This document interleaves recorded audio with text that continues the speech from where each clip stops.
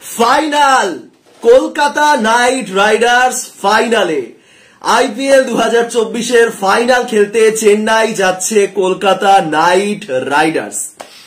10 বছর পর সেই অধরা ট্রফিটা কি অবশেষে আসতে চলেছে।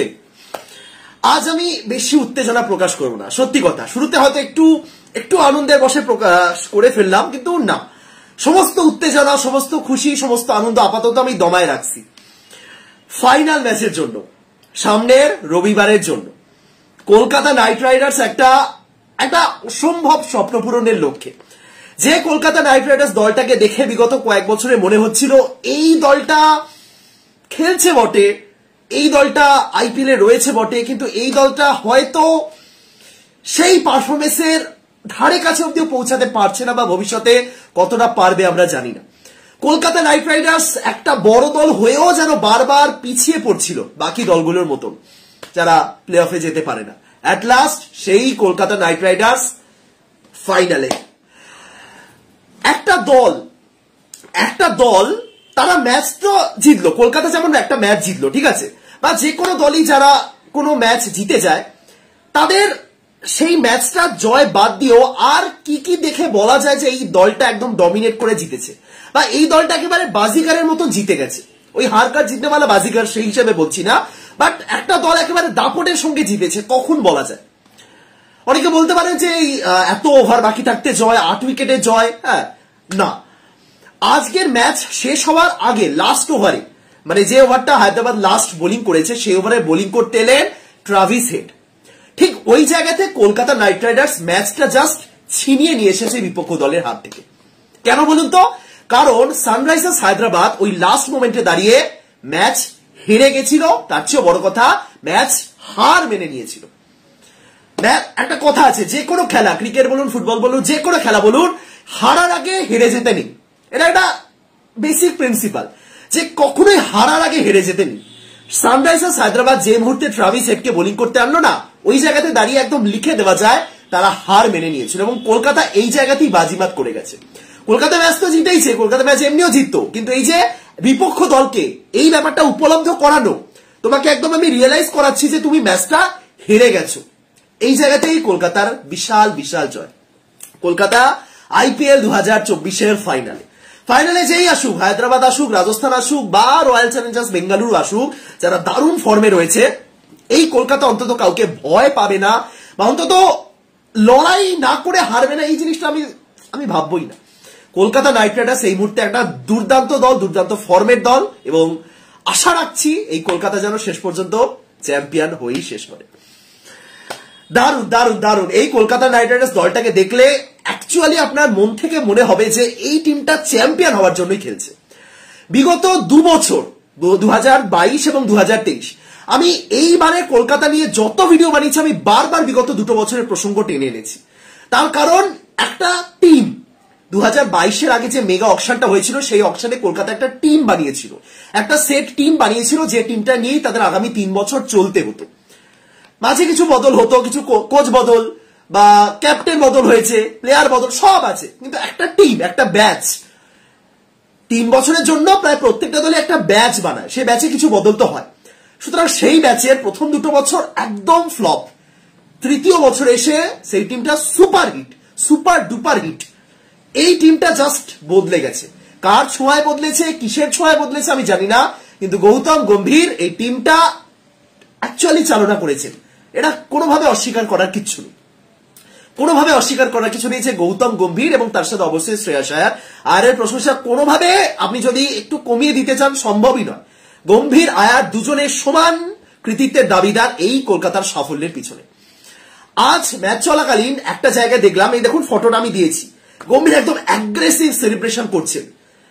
একটা প্লেয়ার তার টিমের সাথে কতটা একাত্ম হয়ে গেলে এই জিনিসটা করে, সেটা তো আশা করি আপনারা গম্ভীরকে দেখেছেন যারা, তারা খুব ভালো মতনই জানেন।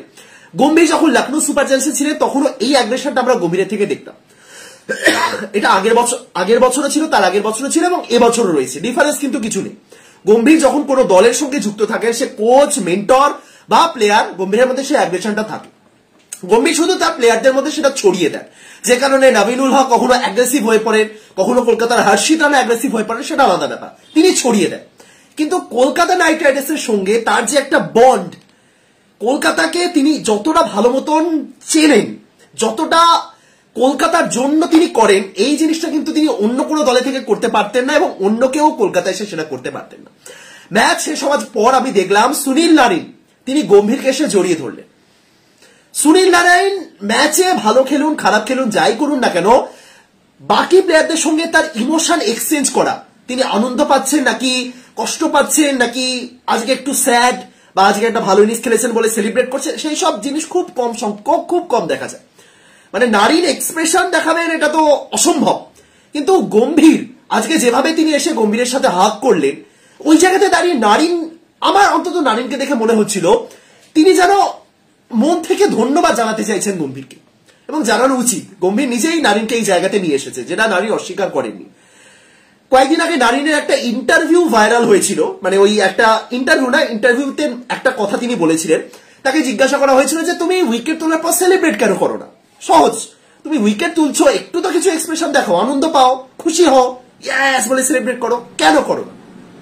সুনীল নারায়ণ তখন জবাব দিয়েছিলেন যে আমার বাবা আমাকে বলেছেন যে তুমি উইকেট তুলছো, ঠিক আছে, ওই মোমেন্টে তুমি আনন্দ পাচ্ছ, ঠিক আছে, সেলিব্রেট করো, কিন্তু এমনও তো হতে পারে পরে আবারও সেই বোলার মানে সেই ব্যাটারে এগেছে তোমাকে খেলতে হবে, তখন হয়তো অন্য কিছু হতে পারে।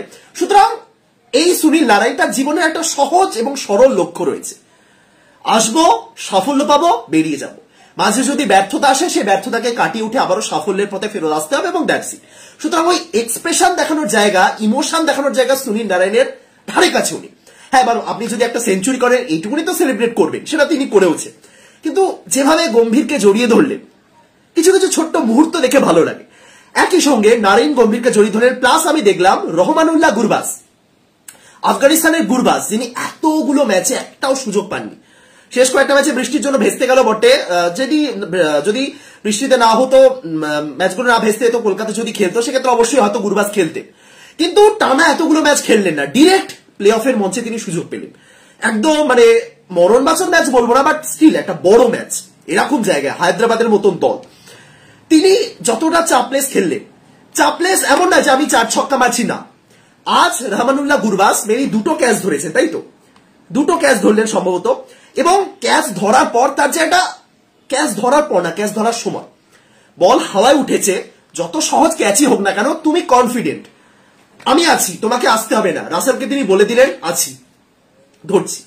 এই যে কনফিডেন্সটা, এই কনফিডেন্সটা কিন্তু অত সহজে আসে না, এবং আরো সমস্যার মুখে পড়তে পারেন কোন ক্রিকেটার যদি এতগুলো ম্যাচ খারাপ খেলার পর একদম ইম্পর্টেন্ট ম্যাচে তার উপর এই একটা চাপ চলে আসে।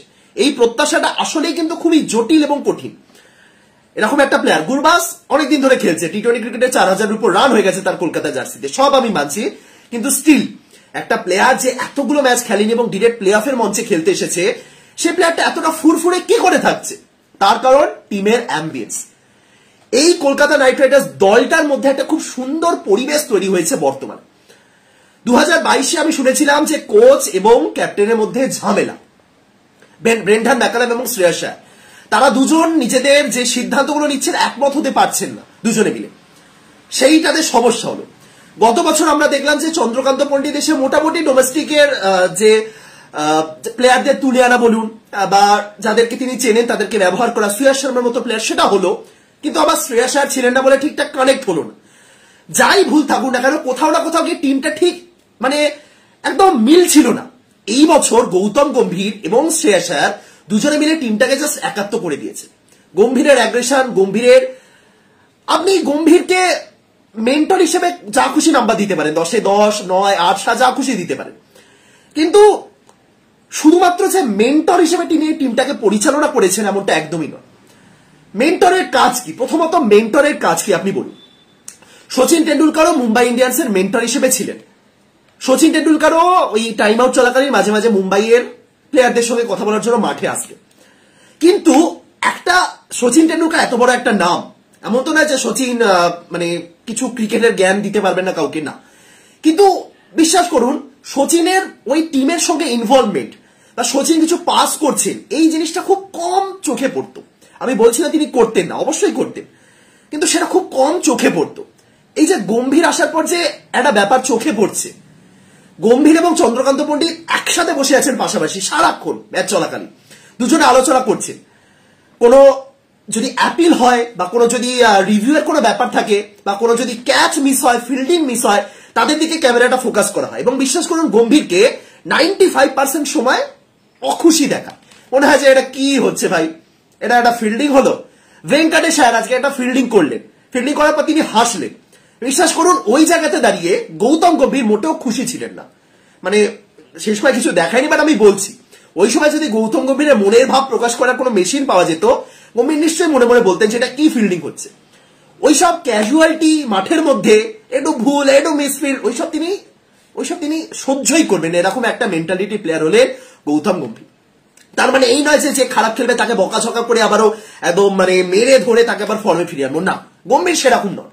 কিন্তু গম্ভীর কোথাও না কোথাও সেই অ্যাগ্রেশন, তার সেই এত বছরের অভিজ্ঞতা, সেই এতদিন আমি এই টিমটাকে পরিচালনা করেছি, টিমের সমর্থকরা কি ভাবছেন, দলটা কোন জায়গাতে রয়েছে, দলের প্রতি সমর্থকদের ইমোশনকে সবকিছু ঢুকিয়ে দেন। কোনোভাবে একটা মেশিনে, একটা মিক্সারের মধ্যে সবকিছু ঢেলে একটা গুলে দেন এবং সেই জিনিসটা তিনি সবার মধ্যে ট্রান্সফার করে দেন। এটা একটা অদ্ভুত ব্যাপার গৌতম গম্ভীরের। এটা তিনি যে শুধুমাত্র কলকাতার দলে করেছেন এমনটা নয়, লখনৌতেও করার চেষ্টা করেছিলেন, কিন্তু ওই যে লখনৌতে তিনি কানেক্ট করতে পারেননি। তার কারণ কলকাতাতে যে ইমোশনটা তিনি দেখেছেন, এত বছর ধরে তিনি ক্যাপ্টেন থেকেছেন, কলকাতাকে চ্যাম্পিয়ন করেছেন, সমর্থকরা তাকে সাদরে আপ্যায়ন করে নিয়েছে বিমানবন্দরে গিয়ে, এই জিনিসগুলো গম্ভীর কিন্তু ভোলেননি। এবং আমি শিওর এই জিনিসগুলো গৌতম গম্ভীর পারফরমেন্সের আকারে সবার মধ্যে ট্রান্সফার করে দিয়েছে। এই গম্ভীর কলকাতা নাইট রাইডার্স দলটাকে জাস্ট শুধু কি গম্ভীরের প্রশংসা করতে হয়, প্রশংসা যখন করছি সবার করব। আমি ম্যাচটা শেষ হওয়ার পর একটু দেখছিলাম প্রেজেন্টেশনটা, আমি সবসময় একটু দেখে তারপরে লাইভে আসার চেষ্টা করি, খুব ইম্পর্টেন্ট কিছু না থাকলে। আমি দেখলাম যে শাহরুখ খান মাঠ প্রদর্শন করছিলেন, সবাই করে থাকেন নর্মালি সমর্থকদের ধন্যবাদ জানানো, বা যদি হোম ম্যাচ হয় সেক্ষেত্রে তো আমরা দেখেছি কলকাতাও হোম ম্যাচে সমর্থকদের জন্য স্পেশাল কিছু রেখেছিল। চেন্নাই সুপার কিংস তাদের হোম ম্যাচ, শেষ হোম ম্যাচে র্যাকেট দিয়ে বল ছুড়েছে সমর্থকদের জন্য, এটা করে সবাই। আজ আমি দেখলাম শাহরুখ খান, এটা কোথায় খেলা হয়েছিল আজকে, গুজরাটে শাহরুখ খানের জন্য সেই ক্রেজ, হ্যাঁ শাহরুখ খানের জন্য সারা ভারতে ক্রেজ রয়েছে, ভারতের বাইরেও ক্রেজ রয়েছে, সেটা না, কিন্তু কলকাতার জন্য আমি শাহরুখ খানের প্রতি এরকম একটা ক্রেজ দেখাচ্ছি, সেই জিনিসটা গুজরাটে খুব একটা পাওয়া যাবে না। কেকেআরের সমর্থক হলে সেটা আলাদা ব্যাপার, এবং প্লে অফে তো ওরকম সমর্থক বলে কিছু হয় না, আমার প্রিয় দল ওঠেনি, গুজরাট ওঠেনি, চলো কেকেআরকে সাপোর্ট করতেই পারি, সেটা না। কিন্তু তাও আমি দেখলাম শাহরুখ খান মাঠে নেমে পুরো প্রদক্ষিণ করলেন, তার ছেলে ছিলেন, তার মেয়ে ছিলেন সাথে, ছেলে মানে ছোট তিনি, তার সাথে সুহানা ছিলেন। এবং একটা জায়গায় দাঁড়িয়ে মানুষ কতটা হাম্বল হতে পারে দেখুন, এর সাথে ক্রিকেটের কোনো সম্পর্ক নেই, শাহরুখ খান মাঠে কেমন ব্যবহার করেছেন তার সাথে ক্রিকেটের কোনো সম্পর্ক নেই, কিন্তু তিনি টিমের ওনার যখন এতটা হাম্বল হন, টিমের মধ্যেও কিন্তু কিছুটা ট্রান্সফার হয়। কয়েকদিন আগে আপনারা সঞ্জীব গোয়েঙ্কাকে দেখেছেন, বুঝতেই পারছেন তিনি যদি ওরকম টিমের সাকসেস হয়তো আসবে, একটু বকাঝকা করলে সাকসেস আসে, কিন্তু দিনের শেষে সেই টিমটার মনোবল কোন জায়গায় থাকবে। শাহরুখ খান আমি দেখলাম মাঠ প্রদক্ষিণ করতে করতে হঠাৎই ক্যামেরার সামনে চলে এসেছিলেন। ম্যাচ প্রেজেন্টার যারা ছিলেন, আকাশ চোপড়া, পার্থিব প্যাটেল, সুরেশ রায়না, তাদের সামনে চলে এসেছিল শাহরুখ খান। খেয়াল করেনি, কিন্তু একটুও খেয়াল করেনি, তিনি জাস্ট র্যান্ডম দর্শকদের দিকে হাত নাড়াতে চলে এসেছে। এবং প্রেজেন্টাররাও স্বাভাবিক, শাহরুখ খান যাচ্ছে সামনে দিয়ে, তারা থেমে গেছেন। হঠাৎ করে শাহরুখ খান দেখলেন যে তিনি ক্যামেরার মধ্যে ঢুকে যাচ্ছেন, তিনি প্রেজেন্টারদের সামনে চলে আসছেন। সঙ্গে সঙ্গে শাহরুখ খান এমন একটা ভঙ্গি করলেন যেন তিনি লজ্জিত, যে এরকম একটা জায়গায় ক্রিকেটারদের মধ্যে আমি ঢুকে পড়েছি এবং আমি লজ্জিত। প্রথমে আকাশ চোপড়াকে মাথা নিচু করে আকাশ চোপড়াকে বললেন সরি, তাকে জড়িয়ে ধরলেন, পার্থিব প্যাটেলকে জড়িয়ে ধরলেন, সুরেশ রায়নাকে জড়িয়ে ধরলেন।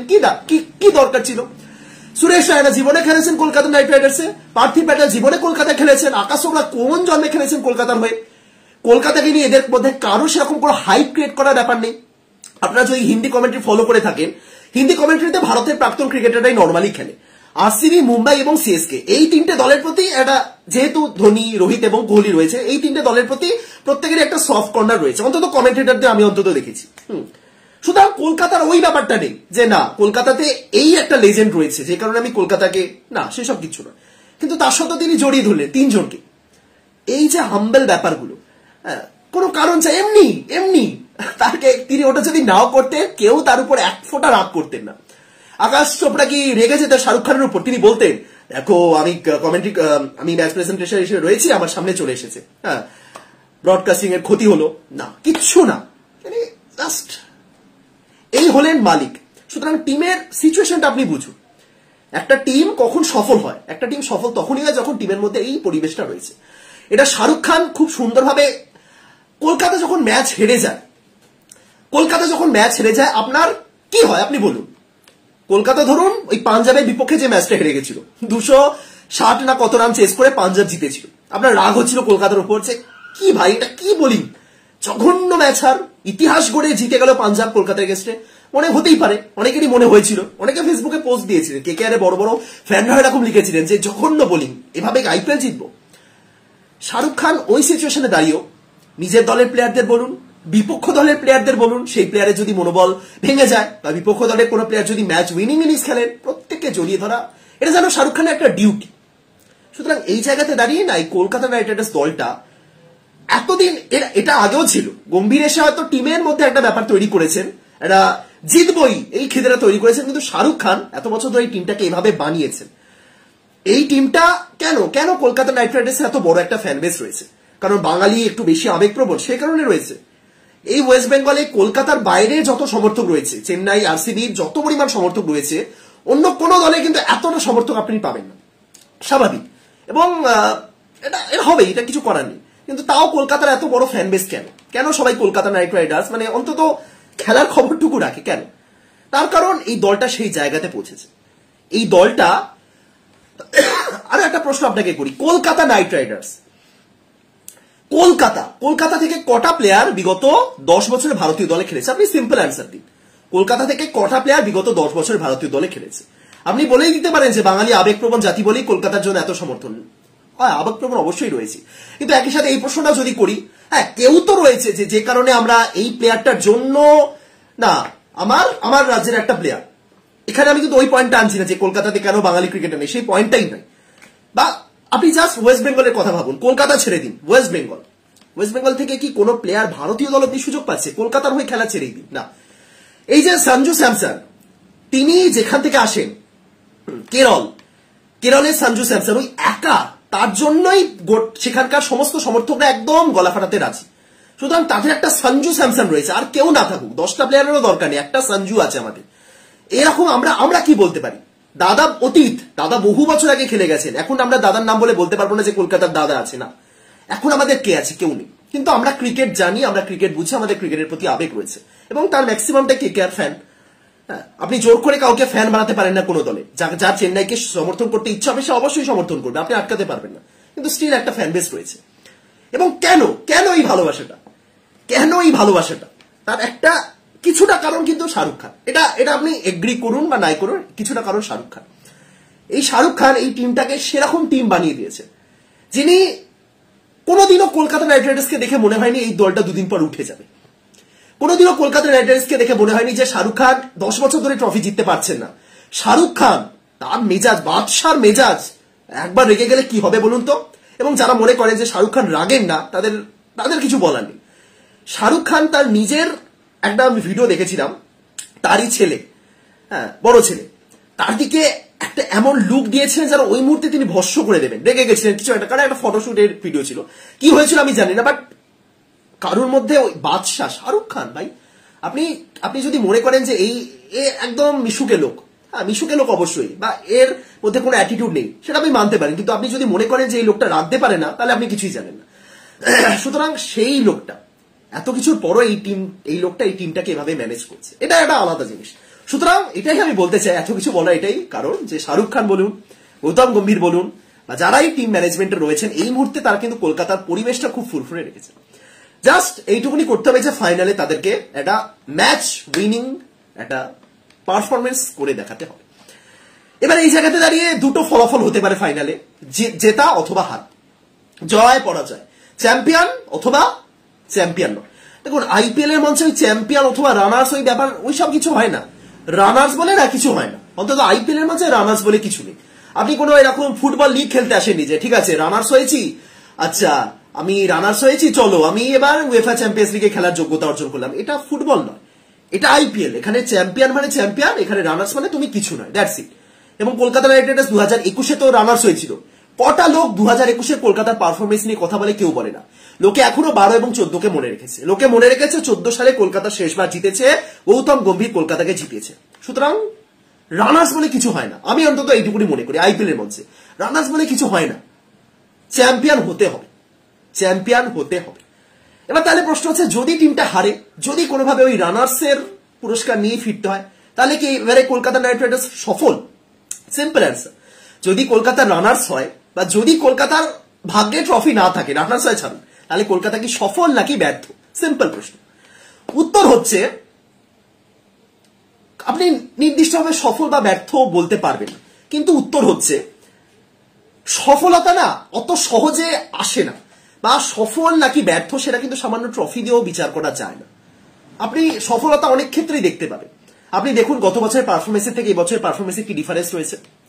আপনি দেখুন গত বছরে কলকাতার টপ অর্ডার যতটা বাজে রকম ঝুলিয়েছিল, এবারে টপ অর্ডার দেখুন। আপনি দেখুন গতবার একটা প্লেয়ার যে টানা এতগুলো ম্যাচ খেলার পর সুযোগ পাচ্ছে, সে কি ভালো পারফরমেন্স করে গেছিল, এরকম কোন উদাহরণটা রয়েছে? এবারে দেখুন গুরবাজ এতগুলো ম্যাচ খেলার সুযোগ পেলেন না, কিন্তু তার সত্ত্বেও যেদিন খেললেন সেদিন প্রমাণ করে দিলেন। আজকে ব্যাট হাতেও গুরবাজ যত রান করেছেন, বেশি রান করতে পারেননি, আউট হয়ে গেলেন তাড়াতাড়ি। 1 মিনিট, গুরবাজ কত করলেন? 21 না সামথিং কত করেছেন, 14 বলে 23। যেদিনকে দরকার পড়ে গেলেন। ওই 14 বলে 23-এর মাহাত্ম্য কিন্তু যথেষ্ট বেশি। যেভাবে শুরু থেকে শুরু করেন, 2টো ছক্কা মেরেছেন, ভালো ক্যাচ ধরেছেন। আপনি দেখুন গত আইপিএলে কলকাতার পাওয়ার প্লের প্রদর্শন খুব খারাপ, খুব খারাপ, নিম্নমানের। পাওয়ার প্লেতে কলকাতা 9-3 করে উইকেট হারাচ্ছিল, নয়তো 40-এর মধ্যে থেমে যাচ্ছিল, যেটা কোনোদিনও আইডিয়াল পাওয়ার প্লে স্কোর নয়। এবারে কলকাতার পাওয়ার প্লে দেখুন।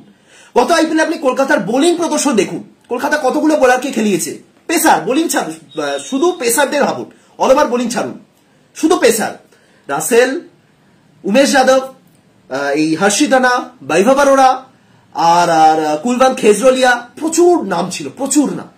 কিন্তু কেউ সেই প্রদর্শনটা করতে পারেনি যেটা এবারে একা হর্ষিত রানা করে গেলেন, যেটা এবারে এই ডেথ ওভার শেষ দিকে এসে, মানে একদম লাস্ট মোমেন্টে এসে মিচেল স্টার্ক করে রাখলেন।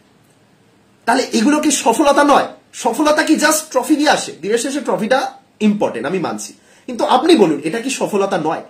এই সফলতাটাই যে কলকাতা পেয়েছে, এটাই কিন্তু অ্যাকচুয়ালি বেস্ট, মানে অ্যাকচুয়ালি বেস্ট। এটা একদম ডমিনেট করে জেতা, ডমিনেট করে এত দূর আসে, এটা বলতেই পারেন। অনেকে বলবেন যে ভারতও তো টানা 10টা ম্যাচ জিতেছিল, কি হলো, ফাইনালে গিয়ে হেরে গেল। সেরকম পরিস্থিতি যদি তৈরি হয় সেটা আলাদা ব্যাপার, সেটা নিয়ে আলোচনা হবে। কিন্তু বিশ্বাস করুন, ভারত কোনোদিনও, মানে এই বিশ্বকাপের আগে ভারত কি কোনোদিনও সেমিফাইনালে যেতে এরকম সমস্যায় পড়েছিল? 2021-এ টি20 বিশ্বকাপটা বাদ দিন, সেই বিশ্বকাপে ভারত ভালো খেলেছিল, 2টো ম্যাচ হেরেছিল। ভারত কি কোনোদিন এরকম হয়েছে যে পয়েন্টস টেবিলে 8 নম্বরে বা 9 নম্বরে শেষ করেছে? না, ভারত বরাবরই সেমিফাইনাল, ফাইনাল, সেমিফাইনাল, ফাইনাল, এই কাছাকাছি ঘুরতো। সেই জায়গাতে দাঁড়িয়ে এই কলকাতা শেষ দুবার, একবার 6, একবার 6 এরকমই, মানে 12 পয়েন্ট, শেষ দুবার 12 পয়েন্ট। তাহলে এই জায়গা থেকে দাঁড়িয়ে কলকাতা এখানে এসেছে, এটা কি সফলতা নয়? জাস্ট এইটুকুনি প্রশ্ন, এটা কি সফলতা নয়? তাহলে একটা কথা আছে যে একদিনে হয় না, কিন্তু একদিন হয়। এইটা কলকাতার একদিনই বলা যেতে পারে। এই জিনিসটা গতবারের থেকে, এই জিনিসটা কলকাতার একদিনই। সুতরাং একদিনে নাও হতে পারে, একদিন। যাই হোক, অতিরিক্ত জটিল কথা আলোচনা করছি। আজকে পারফরমেন্স নিয়ে সেরকম কিছু বলা নেই, কারণ কলকাতা অ্যাকচুয়ালি প্রমাণ করে দিয়েছে যে কিভাবে জিততে হয়, কিভাবে বিপক্ষ দলকে এই রিয়েলাইজেশনটা দিতে হয় যে তুমি হেরে গেছো, তুমি হার মেনেছো, তোমাকে ট্রাভিস হেডকে দিয়ে বোলিং করাতে হচ্ছে, কারণ তুমি কিছু করতে পারছো না। তোমাকে 3 পেসার, হায়দ্রাবাদের যে 3 পেসার, ভুবনেশ্বর, প্যাট কামিন্স এবং নটরাজন, তাদেরকে করিয়ে দিতে হচ্ছে ওভার, তাদেরকে 3-3টে ওভার শুরুতেই করিয়ে দিতে হচ্ছে। তাদের ডেথ ওভার ভুলে যাও, তুমি ডেথ ওভার ভুলে যাও, সবাই মিলে ঝাঁপাও, উইকেট তোলো। তুমি সেই ধারণাটা দিয়েছো যে তোমরা জিততে পারবে না। তোমরা যতটা পারো অল আউট ঝাঁপাও, কিন্তু তাও তোমরা জিততে পারবে না। ম্যাচের প্রসঙ্গে যদি বলি, ছোট্ট করে বলি, মিচেল স্টার্ক 4 ওভারে 34 রানে 3, একা মিচেল স্টার্ক ভেঙে দিয়েছে। এই হলো 25 কোটির প্লেয়ার। আমি টুর্নামেন্টের মাঝপথে যখন সবাই স্টার্ককে নিয়ে সমালোচনা করছিলাম, আমি একটা কথা বলেছিলাম, আমারও যে স্টার্কের প্রতি আমি খুব খুশি ছিলাম এমনটা নয়, এটা ফ্যাক্ট, এটা হয়। আমারও মনে হচ্ছিল যে ভাই স্টার্ক কি, এটা কি হচ্ছে, এরকম মনে হচ্ছে অ্যাকচুয়ালি। মানে আমার এই রিয়াকশনটাই ছিল যে স্টার্ক, বিশেষ করে যেদিন আমি ম্যাচ দেখতে গেছিলাম, আমি আবারও বলছি, সবকিছু মেনে নেওয়া যায়, আপনি টিভির সামনে বসে আপনি ইমোশন কন্ট্রোল করতে পারেন, কিন্তু মাঠের মধ্যে যখন মিচেল স্টার্ক ছক্কাগুলো খাচ্ছেন এবং আপনার পাশে একজন আরসিবি সাপোর্টার বসে যে ওই মিচেল স্টার্কের ছক্কাগুলো সেলিব্রেট করছে আরসিবির সফলতা হিসেবে, তখন আপনার ফ্রাস্ট্রেটেড লাগতে বাধ্য। সুতরাং তখন আমার মনে ছিল ভাই করণ শর্মা ছক্কা মারছে মিচেল স্টার্ককে, করণ শর্মা, এই জিনিসটা মনে হচ্ছিল। বাট তাও আমার ওই একটা ধারণা ছিল যে এটা মিচেল স্টার্ক, এটা বড় ম্যাচের প্লেয়ার। সুতরাং ফ্রাস্ট্রেটেড হয়ে পড়েছিলাম বটে, বাট স্টিল এই জিনিসটুকু আমি অন্তত নিজেকে বিশ্বাস করিয়েছিলাম, কাউকে বিশ্বাস করানোর কথা ছাড়ুন, অন্তত নিজেকে বিশ্বাস করিয়েছিলাম যেদিন স্টার্ক খেলবে সেদিন বিপক্ষ দল শেষ। এবং এইরকম একটা পারফরমেন্স যেন মানে ইম্পর্টেন্ট সময় আসে, সে প্লে অফে যাওয়ার ক্ষেত্রে লড়াই, কোনো ইম্পর্টেন্ট ম্যাচ হোক, কলকাতা স্মুথলি প্লে অফে চলে গেছে। যদি না যেত, যদি কলকাতাকে লাস্টের দিকে বা টপ 2-তে থাকার জন্য একটা ভালো ম্যাচ জিততে হতো, সেই জায়গাতে যেন স্টার্ক ভালো খেলে, অথবা প্লে অফে যদি কলকাতা যায় সেই সময় যেন ভালো খেলে, এই বিশ্বাসটা আমি নিজেকে করিয়েছিলাম। মিচেল স্টার্ক বলে দিলেন যে বানাও, যত 25 কোটির মিম বানানো হয় বানিয়ে যাও, 25 কোটির পারফরমেন্স আমি কিন্তু ঠিক দেব। সুতরাং 25 কোটি উসুল করতে পারেননি, 24 কোটি 75 লক্ষ উসুল করতে পারেননি, 4-5 কোটি রেখে গেছেন তিনি, সেটা মেবি পরের বছর ম্যানেজ করে দেবেন আশা রাখি, যদি তাকে রিটেন করা হয়। বাট স্টিল লাস্টের দিকে সে স্টার্ক যে ফর্মে এসেছেন, আজ তো একা হাতে ভেঙে দিয়েছেন। আজ ভারুণ উইকেট তুলেছেন, নারিন উইকেট তুলেছেন, শেষ দিকে গিয়ে রাসেল একটা উইকেট তুললেন, সব ঠিক আছে, কিন্তু স্টার্ক ভেঙে দিয়েছে। ট্রাভিস হেড যে ক্লিন বোল্ডটা হলেন, ওই জায়গাতে হায়দ্রাবাদের পা ভেঙে গেছে, হায়দ্রাবাদের পা ওই জায়গাতে ভেঙে গেছে অ্যাকচুয়ালি। এবং তারপরে যে দুটো পরপর উইকেট তুললেন, মিচেল স্টার্ক প্রমাণ করে দিয়েছেন। তার চেয়ে বড় কথা, মিচেল স্টার্ককে তো একটা জিনিস বলতে হতো যে ভাই সামনে টি-20 ওয়ার্ল্ড কাপ, ওয়ার্ল্ড কাপের আগে স্টার্ক ফিরবে না, এটা হয় কখনো? স্টার্ক ভালো বোলিং করেছেন অ্যাকচুয়ালি। বরুণ চক্রবর্তী 4 ওভারে 26 রান দিয়ে দুটো। চক্রবর্তী, আমি অ্যাকচুয়ালি চাই চক্রবর্তী যেন এবার পার্পেল ক্যাপটা নিয়ে শেষ করেন, যদিও কলকাতা নাইট রাইডার্স এমন একটা দল না যে দলের কেউ পার্পেল ক্যাপ জিতলেও আলাদা করে হাইলাইট হবে না, কারণ কলকাতা সবারই টুপি পার্পেল, সবারই পার্পেল টুপি। যাই হোক, বাট বরুণ চক্রবর্তী অ্যাকচুয়ালি ভালো বোলিং করেছেন। এই জায়গাতে দাঁড়িয়ে যদি বরুণ চক্রবর্তী কলকাতা মানে ভারতীয় দলের হয়ে সুযোগ না পান, তাহলে আমি কিছু বলার নেই। এই যে পারফরমেন্সটা বরুণ চক্রবর্তী করলেন, হ্যাঁ ভারতীয় দলের কাছে চাহাল আছে, বিষ্ণই আছে, একাধিক লেগ স্পিনার আছে, আমি মানছি, কিন্তু স্টিল চক্রবর্তী এই জায়গাতে দাঁড়িয়ে একটা সুযোগ ডিজার্ভ করেন। কি আপনাদের, তাই তো? দেখা যাক। নারিন আজকে একটু এক্সপেন্সিভ, কিন্তু নারিনও উইকেট তুলেছেন ইম্পর্টেন্ট। হর্ষিদ রানা আরো একবার ফাটাফাটি। সুতরাং টিমটা খুব ভালো হয়েছে। আমি যদি হায়দ্রাবাদের ব্যাটিং এর কথা বলি, একদমই ভুল সিদ্ধান্ত ছিল সনবীর সিংকে ওই জায়গাতে নামানো। মেবি তারা এক্সপেক্ট করেছিল যে আর একটু রান হতে পারে। প্যাট কামিন্সের নিজের উপর কনফিডেন্স নেই আমি বলবো না, কিন্তু প্যাট কামিন্স আসতে পারতেন ওই জায়গাতে, আর একজন ইম্প্যাক্ট প্লেয়ারকে না এনে প্যাট কামিন্সও আসতে পারতেন, এবং ঠিক আছে, হলো না, কিছু করার নেই। রাহুল ত্রিপাঠী 35 বলে 55, একটু খারাপ লাগলো যেভাবে তিনি আউট হলেন, বিশেষ করে সিঁড়ির মধ্যে বসে গিয়ে চোখ মুখ ঢেকে, খুব খারাপ লাগলো। মাঝে মাঝে মনে হয় যে যারা, দেখুন, আপনি কোনো দলের সমর্থক হলে সমর্থন ছাড়ুন, আইপিএল এর মৌসুম চলছে, একটু অপর দলকে ট্রোল করা, সমালোচনা করা, এগুলো চলে, তাই তো?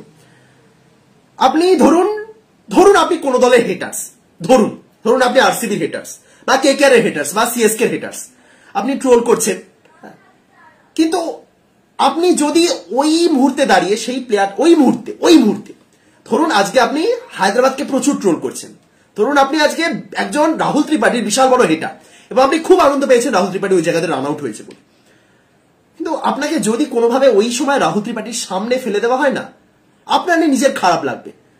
আপনি যেন হঠাৎ করে এই ব্যাপারটা উপলব্ধি করবেন যে এত নিষ্ঠুর হতে পারে কিছু, এত ক্রুয়েল গেম, এটা হয়, কিছু করার নেই।